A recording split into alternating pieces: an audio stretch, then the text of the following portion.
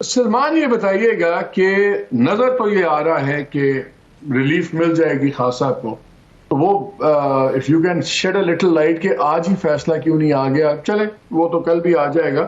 لیکن اطلاعات یہ ہیں کہ اگر وہ اس میں ان کو رہائی مل بھی جاتی ہے تو گورنمنٹ کی تیاری ہے ان کو دوسرے کیسز میں مے 9 والے میں خاص طور پہ گرفتار کرنے کے لیے، اور ایف آئی اے کی ٹیم اطلاع یہ بھی ہے کہ جی وہاں پہ موجود ہے، شاید پہلے چالان مکمل نہیں تھا، اب ہو گیا ہے، لیکن اس میں 2-3 سیکشنز بڑے خطرناک ایڈ ہوئے ہیں۔ سیکشن 121 ایڈ ہو گیا ہے، 131 ہوا ہے، 146 ہوا ہے۔ 121 خاص طور پہ یہ اٹیمپٹنگ ٹو ویج وار یا ویج وار، اس میں سزائے موت تک سزا ہے، منیمم عمر قید، پھر سزائے موت بھی اس میں ہو سکتی ہے۔ اسی طرح دوسرے کے اندر 131 میں بھی 10 سال آپ کو سزا ہو سکتی ہے۔ یہ جو اتنے سیریس کیسز ہیں، کیا اس وقت عمران خان کو کوئی پروٹیکشن مل سکتی ہے کہ اگر یہاں اس کیس میں ان کو رہائی ملتی ہے، سینٹینس سسپینڈ ہوتا ہے، تو ان کو آگے اریسٹ نہ کیا جائے جیسے ماضی میں ہوتا رہا ہے، کہ وہ ساتھ ہی اریسٹ ہو سکتے ہیں؟ دیکھیں، ظاہر ہے کوئی منصوبہ سازی تو ہو رہی ہے ان کو گرفتار کرنے کے لیے، اگر الیکشن ہونا ہے یا نہیں ہونا، ان کو سیاسی عمل سے باہر رکھنے کی، تو ظاہر ہے بالکل ایک واضح یہ صورت ہے کہ خواہش موجود ہے۔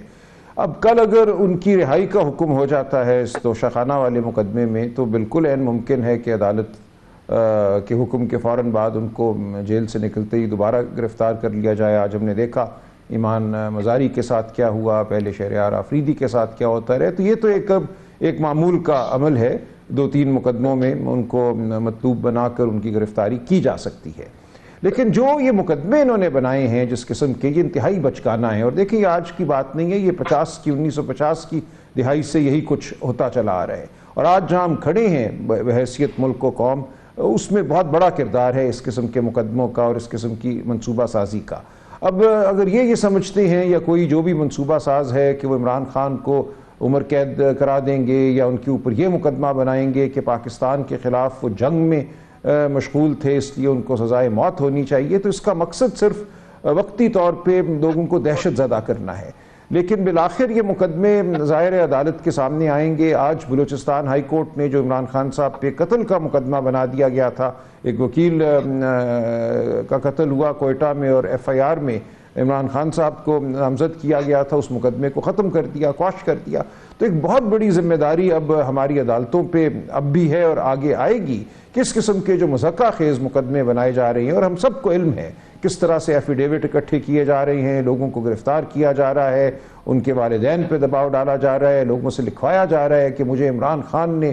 بنفس نفیس حکم دیا تھا کہ وہاں جاؤ اور آگ لگاؤ اور کاغذات جلاؤ۔ تو یہ ایک اس طرح کی کارروائی ہے جو جس سے بچہ واقف ہے کہ معاشرے میں کیا ہو رہا ہے۔ کسی کو اٹھاتے ہیں، اس کو کہتے ہیں یہ دستخط کرو ورنہ تم جیل میں سڑو گے، تمہارے ماں باپ معتوب رہیں گے، اور جب وہ دستخط ہو جاتی ہیں تو سب ٹھیک ہو جاتا ہے۔ تو یہ اس کی بنیاد پہ یقیناً مقدمے قائم کیے جائیں گے، لیکن یہ مقدمے بادی النظر میں اتنے مضحکہ خیز ہوں گے کہ میں سمجھتا ہوں عدالتوں کو دخل دینا پڑے گا، اور ستمبر کے بعد بھی جو عدالت ہمارے سامنے آئے گی سپریم کورٹ میں، اگر کسی کا یہ خیال ہے کہ وہ بالکل ساتھ چلے گی منصوبہ سازوں کے، جو وہ چاہیں گے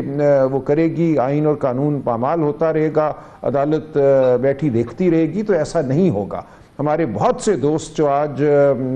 سپوکس مین بن گئے ہیں طاقت کے، جابر سلطان کے سامنے ہم سمجھتے تھے کلمہ حق ادا کرنا بڑی بات ہے، اب پتہ چلا فراست تو اس میں ہے۔ ہمارے دوست جو ہیں وہ جا کے ہم نوا بن گئے طاقت کے، تو لیکن طاقت کو جواب ضرور ملے گا، وہ سیاست کے ذریعے ملے یا وہ آئین اور قانون کے ذریعے عدالتوں میں ملے۔ میں نہیں سمجھتا کہ اب وہ کچھ ہو سکے گا جو ماضی میں ہوتا رہا ہے۔ سلمان ایک چیز بتائیے، اس قسم کے ہمارے پاس بھی پریسیڈنٹس ہیں مقدمات میں، باہر بھی ہیں، ایسے معاملات میں ایفیڈیوٹس بڑے امپورٹنٹ ہوتے ہیں جو لوگ دوسری گواہی دیتے ہیں۔ اگر جیسے ہم سن رہے ہیں کہ کچھ سینئر رہنما might turn against Imran Khan, اور شاید وہ ایفیڈیوٹ بھی دے دیں کہ ہمیں ڈائریکٹ ہے، یہ کہا گیا یا وہ کہا گیا، ایسے مقدمات میں اگر 3-4 قریبی ساتھیوں کے ٹاپ لیڈرشپ میں سے اگر کوئی ایفیڈیوٹ دے دیتے ہیں تو وہ کتنا خطرناک ثابت ہو سکتا ہے، وہ وعدہ معاف گواہ بن جائیں وٹ ایور کہ جی ہمیں تو خان نے کہا تھا۔ ایفیڈیوٹس کی کیا حیثیت ہے؟ دیکھیے، بھٹو صاحب کو سزا دی گئی تھی وعدہ معاف گواہ کے بیان کی بنیاد پہ، اور آج دن تک ہم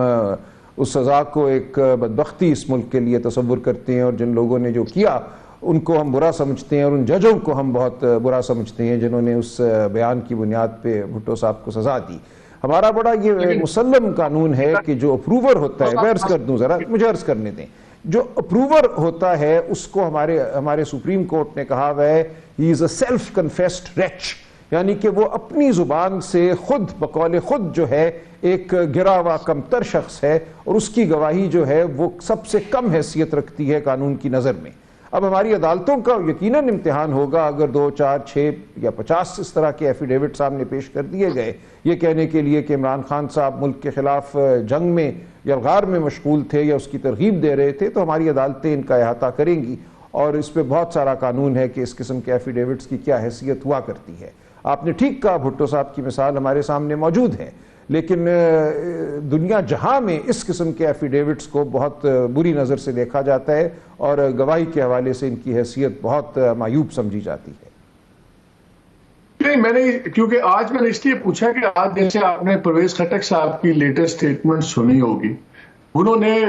ریچنگ اپ تھنگس، دیکھیں وہ تو 98 امینڈمنٹ کے بھی حق میں نہیں تھے، وہ صدارتی نظام چاہتے تھے، وہ یہ چاہتے، وہ ان کا اس مقدمے سے ڈائریکٹ تعلق نہیں ہے، لیکن آپ ایک کیکوفنی دیکھ رہے ہیں بن رہی ہے کہ ایک خاص ڈائریکشن میں جایا جا رہا ہے۔ میں اس پرٹیکولر میں پوچھ رہا تھا کہ اگرچہ سپریم کورٹ نے ہمیں خود کہا کہ جی سیلف کنفیس ریچ ہے اور بڑی گھٹیا چیز ہے، لیکن اس کا کنفیشن بیسس تو بن جاتا ہے نا ایک سزا کا، تو یہ اس معاملے میں اگر یہ سیکشن جو لگے ہیں ضروری نہیں ہے۔ دیکھیے، اس کے کنفیشن کو سیاق و سباق میں رکھ کے دیکھا جائے گا، ایسے نہیں ہوتا کہ 4 بندوں نے ایک بات کہہ دی اور اس کے اوپر آپ ایک شخص کو سزاوار قرار دے دیں، اور بہت سے معاملات کو دیکھا جاتا ہے۔ عمران خان کی ساری سیاست کیا ہے؟ کیا وہ پاکستان کے خلاف یلغار میں تھے؟ کیا وہ پاکستان کے ٹکڑے کرنے والی سیاست کرتے رہے ہیں یا جوڑنے والی سیاست؟ ہمیں ان کی سیاست سے لاکھ اختلاف ہو سکتا ہے، دیکھیں ان کے بہت سارے ہو سکتا ہے کام ایسے ہوں، روش ایسی ہو دوران حکومت جس سے ہمیں اختلاف ہو، اور ہے،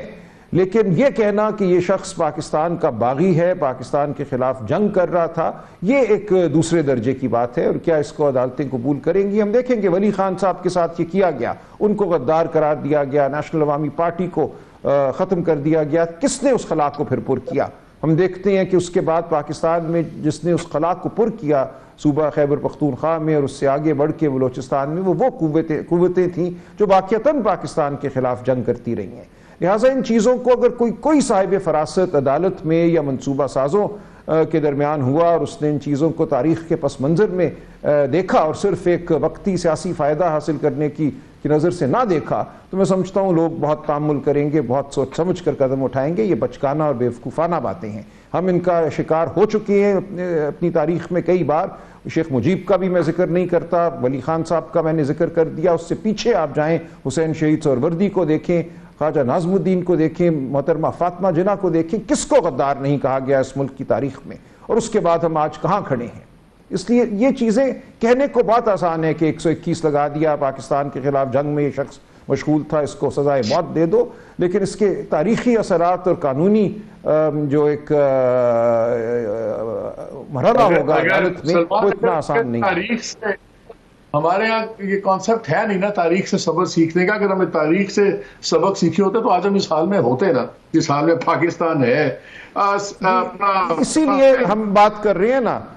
آپ اور میں یہ گفتگو کرتے رہیں گے نا، کوئی سبق لے نہ لے۔ دیکھیں ہمارے سامنے بہت سے لوگ ہیں جن کے ہاتھوں میں آج وقتی طاقت ہے، لیکن جن کے ذہن شاید اس پس منظر سے واقف نہیں ہیں جس سے آپ اور میں واقف ہیں، اس لیے ہمیں ان کو تنبیہ کرنی ہے، ان کا ہم نوا نہیں بننا، ان کے سامنے ہمیں مدافعت میں کھڑا ہونا ہے، ہمیں ملک کے لیے التجا کرنی ہے، ملک کے عوام کے لیے التجا کرنی ہے۔ اس وقت دیکھیں کوئی ملک، کوئی معیشت اس طرح نہیں چل سکتی جہاں عوام کا ایک بہت بڑا حصہ یہ سمجھ رہا ہو کہ جمہوریت کے خلاف سازش ہو رہی ہے، جہاں آپ عوام اور ریاست کے درمیان جو رشتہ ہے اس کو کاٹ دیں اور پھر یہ توقع کریں کہ اس ملک میں بہت معاشی ترقی ہوگی، لوگ انویسٹ کریں گے، تندہی سے کام کریں گے۔ نہیں ہوگا، ملک میں آپ مایوسی پھیلا کر معاشی ترقی حاصل نہیں کر سکتے۔